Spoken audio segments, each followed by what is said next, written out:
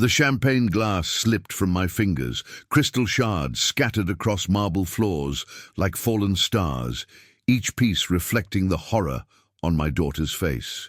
"Dad, what are you doing here?" Emily's voice cut through the elegant chatter of wedding guests.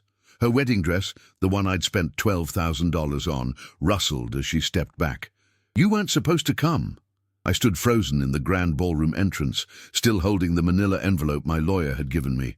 White roses imported from Ecuador filled every corner, their fragrance mixing with expensive perfume and judgment. Before we continue, make sure to subscribe to the channel and tell us in the comments where you're listening from. I never thought I'd become the father who wasn't welcome at his daughter's wedding. For 28 years, I'd built my life around Emily, my only child, my pride and joy. Every scraped knee, every dance recital, every tearful breakup, I was there, steady as the foundations I poured for a living.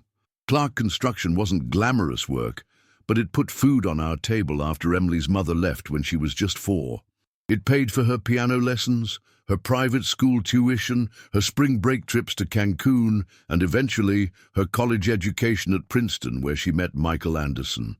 Michael came from old money, the kind that doesn't need to be counted or earned. His family owned 3 vacation homes and had a wing named after them at the local hospital.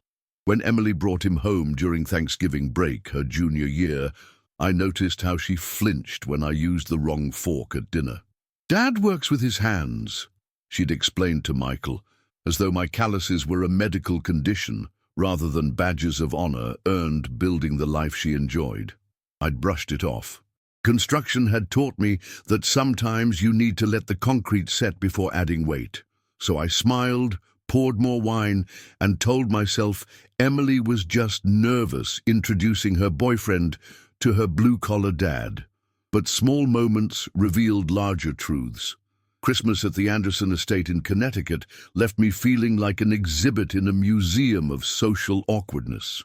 Emily began correcting my grammar, my clothes, my table manners. When I talked about business, she would change the subject. "Michael's family knows the governor," she'd mention, while I discussed a city contract I'd just landed that would keep 20 men employed for a year. The wedding planning began last fall. Emily brought spreadsheets to our meetings, discussing budgets with clinical precision. "The venue alone is $40,000, she said without blinking, and that's before flowers or catering. "That's more than most of my workers make in a year," I replied. Emily sighed. "This isn't about money, Dad. It's about quality. Michael's family expects certain standards." I nodded and wrote the checks. After all, what else was I saving for, if not my daughter's happiness? The engagement party was at the Anderson Country Club. I wore my best suit, the one I kept for meeting bank managers and city officials. It wasn't Armani, but it was dignified. I remember Emily's face when I arrived. Not joy at seeing her father, but assessment, calculation, concern. "Dad, you're here early," she said, adjusting my tie slightly. "Michael's family hasn't arrived yet." I handed her a small blue box. "Your mother's earrings. Thought you might want to wear them tonight." She opened it, studied the modest pearl studs, and closed it again. "Thanks, Dad. Maybe for another occasion. I'm wearing the diamonds Michael's grandmother gave me." The evening progressed, with me stationed near the bar, making small talk with caterers who seemed more comfortable with my presence than the other guests. Emily floated through the room, a chameleon changing colors, laughing brightly with Michael's cousins, speaking softly with his grandmother, adopting the mannerisms and vocabulary of this new world she desperately wanted to join. 3 months later, the invitation arrived. Cream-colored paper, gold embossing, elegant script. "Mr. and Mrs. William Anderson request the pleasure of your company at the marriage of their son, Michael William Anderson, to Emily Marie Clark." I traced my daughter's name with my finger. The date was set for June 15th at the Grand Royale Hotel in downtown Spokane. I called Emily immediately. "The invitation is beautiful, honey. Just wanted to check about the rehearsal dinner. The invitation doesn't mention it." A pause. "Oh, we're keeping that small, Dad.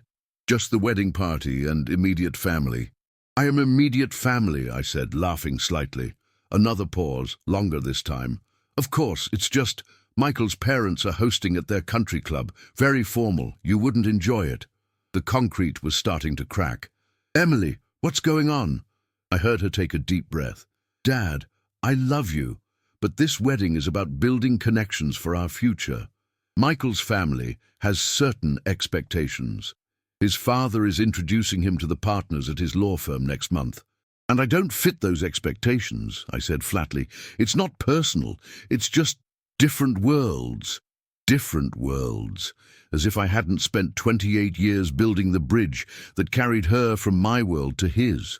2 weeks before the wedding, it arrived. A handwritten note on Emily's personal stationery. Dad, I've been thinking about our conversation, and I believe it would be best if you didn't attend the ceremony or reception. The cultural differences are just too significant, and I'm concerned your presence might create tension during what should be a perfect day. I know this might hurt your feelings, but please understand this decision isn't made lightly. Michael's family has connections that will secure our future, and I need to prioritize harmony with them right now. The check you provided for the wedding is deeply appreciated. Perhaps we can have a small celebration when we return from our honeymoon in the Maldives.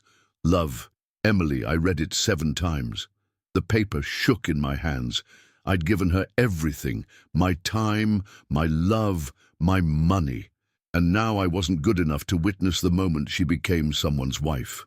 That night, I called Margaret Richards, my attorney for the past 15 years. She'd helped me build my business from a one-man operation to a company employing 60 people. She knew every contract, every dollar that had passed through Clark Construction. Margaret, I need all financial records related to Emily. Everything from her first day of preschool to this morning's coffee. James, what's going on? I need to know exactly how much I've spent supporting my daughter for the past 28 years. That's a significant undertaking, Margaret said carefully. May I ask why? Because I've just been uninvited to her wedding. Silence on the line. Then I'll have preliminary numbers for you tomorrow. The next day, I sat in Margaret's office staring at spreadsheets documenting a lifetime of financial support. Private school tuition, college, grad school, apartment rent in Manhattan during her unpaid internship, monthly allowances, credit card payments, insurance premiums. The numbers were staggering. $875,000, Margaret said, tapping the final figure. Conservative estimate, not including gifts, meals, or vacations. And legally speaking, I asked, it's a gray area. You could make a case for expected repayment, especially for the postgraduate support when she was an adult, with proper documentation of your intent for these to be loans rather than gifts, which I don't have. Then it becomes more challenging, but not impossible, especially if there's evidence she understood these were advances, not entitlements. I nodded slowly. Draw up the papers, make it formal, official, intimidating. James, are you sure about this? This is your daughter. Is she? I asked. Because the daughter I raised would understand the value of sacrifice and gratitude. I didn't sleep the night before Emily's wedding. Dawn found me sitting on my back deck, watching the sun rise over the city I'd helped build, one foundation at a time. The Grand Royal Hotel stood downtown, its ornate facade visible even from my hillside home. I'd bid on the renovation contract 3 years ago, but lost to a company with international connections. Today, my daughter would start her new life there, surrounded by people who would never know what it meant to work with their hands. Margaret met me at my house at noon, documents in a sleek leather portfolio. You don't have to do this today, she said, setting the papers on my kitchen table. If not today, when? I replied, signing where she indicated. The papers are ready to be served. Yes, the process server will be at the hotel at 3 p.m., 1 hour before the ceremony. I shook my head. No need. I'll deliver them myself. Margaret's eyes widened. James, that's not advisable. Emotions will be running high. My emotions have been running high for 2 weeks. It's time Emily learned about consequences. I showered and dressed in my best suit, charcoal grey with a pale blue tie that Emily had once said brought out my eyes. I polished my shoes until I could see my reflection. If I was going to be judged, I would meet their standards on my own terms. Margaret insisted on driving. "At least let me be there as a buffer," she said. This could get ugly. We arrived at the Grand Royal Hotel at 3:15 p.m. The lobby was busy with wedding guests in formal attire, many sporting the distinctive Anderson family look, tall, blonde, confident in their belonging. "The Carson Anderson wedding?" I asked the concierge. "Ballroom A, sir. Just down the hallway to your right." We followed his directions, the leather portfolio heavy in my hands. Outside the ballroom, a large photograph of Emily and Michael greeted guests. They looked perfect together, her dark hair complementing his blonde good looks, both of them glowing with privilege and promise. Through the open doors, I could see white roses everywhere, ice sculptures catching the light, waiters carrying silver trays of champagne. Money, my money, transformed into ephemeral beauty. And there was Emily, surrounded by bridesmaids, laughing at something. She looked radiant, every inch the society bride she'd worked so hard to become. I stepped into the room. Conversations nearby faltered as guests noticed the newcomer. Emily turned, her smile freezing on her face as our eyes met. That's when I dropped the champagne glass I'd picked up from a passing waiter. "Dad, what are you doing here?" Her voice was tight with panic.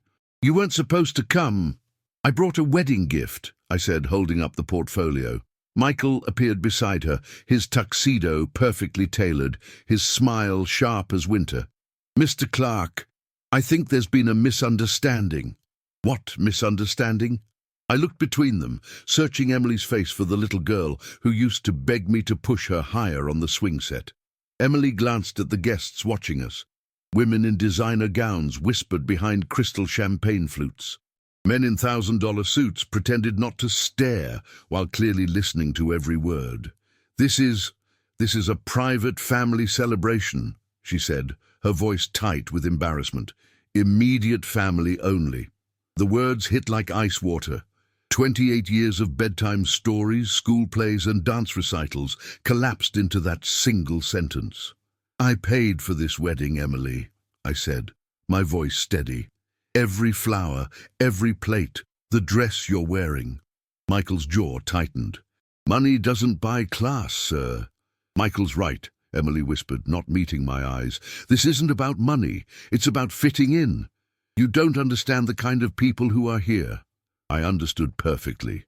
Construction workers who built their houses weren't welcome at their parties.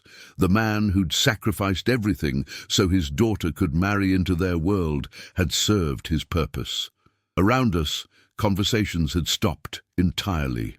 A photographer lowered his camera. The string quartet played on, oblivious to the drama unfolding against their elegant backdrop. "I see." I set the portfolio on a nearby table between untouched champagne flutes and white orchids. "I wouldn't want to embarrass you." "Dad, please don't make this harder than it needs to be." I opened the leather portfolio. "This isn't about making things hard, Emily. It's about making things clear." Margaret stepped forward, professional and composed in her tailored suit. "Miss Clark, I'm Margaret Richards, your father's attorney. These documents represent a formal request for repayment of loans totaling $875,000, provided to you over the past 28 years. Emily's face drained of color. "Loans? What are you talking about?" "Every dollar your father has spent supporting you since your 18th birthday. College tuition, rent, living expenses, credit card bills." Michael grabbed the first page, scanning it quickly. "This is absurd.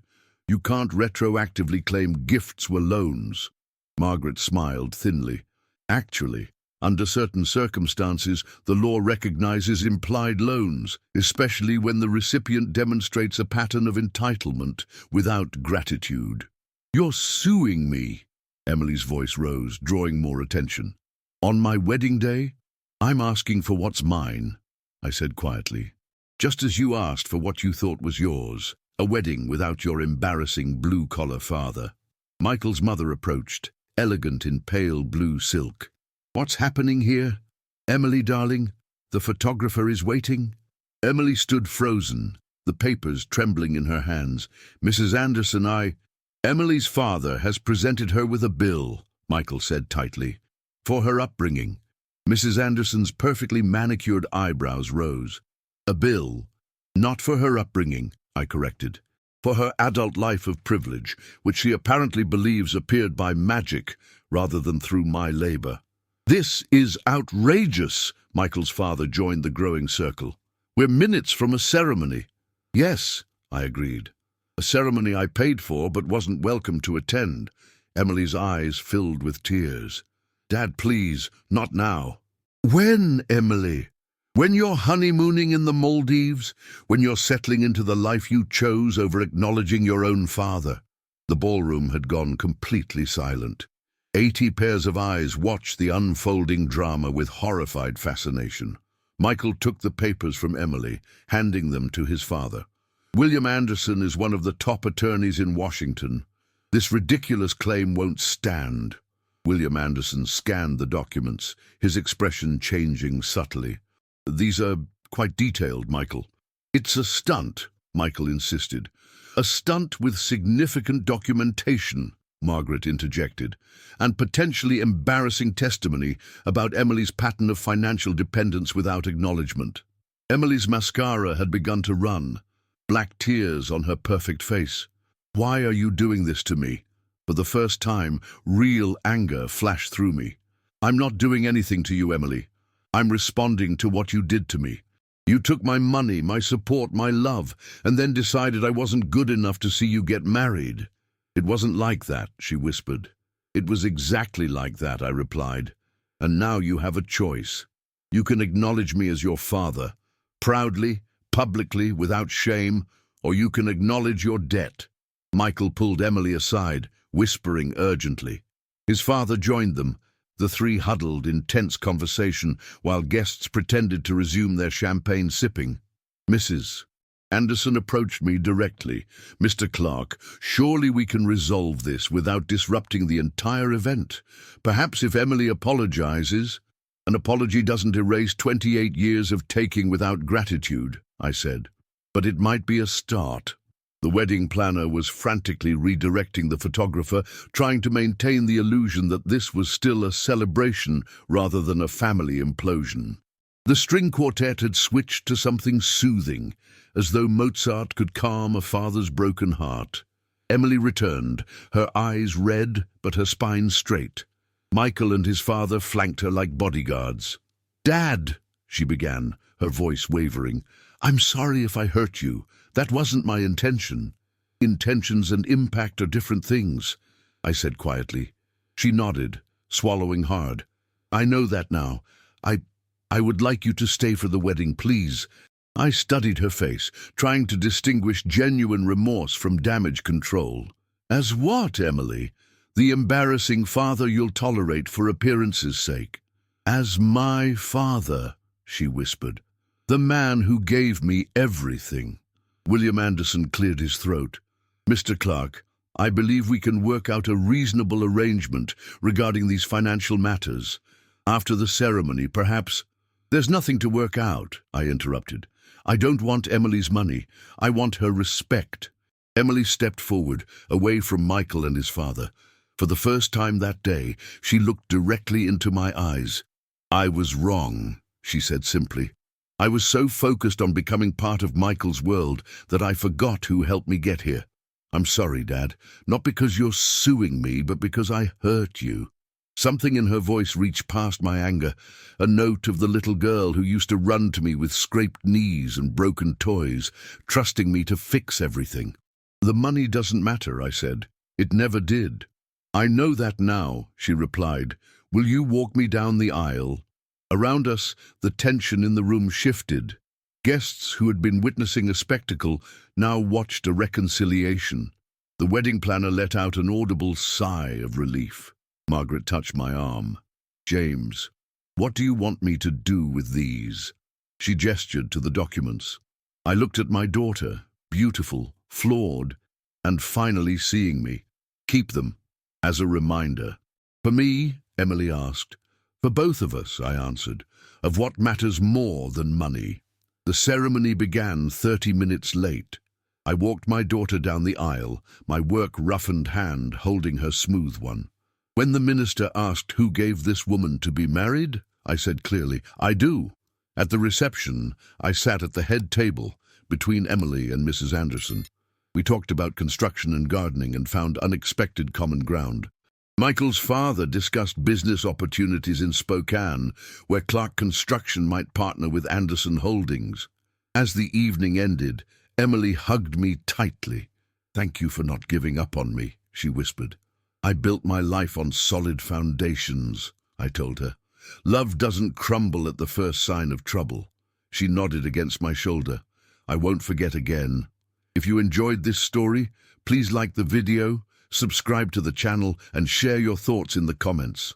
To hear the next story, just click on the box on the screen. Thank you so much for listening.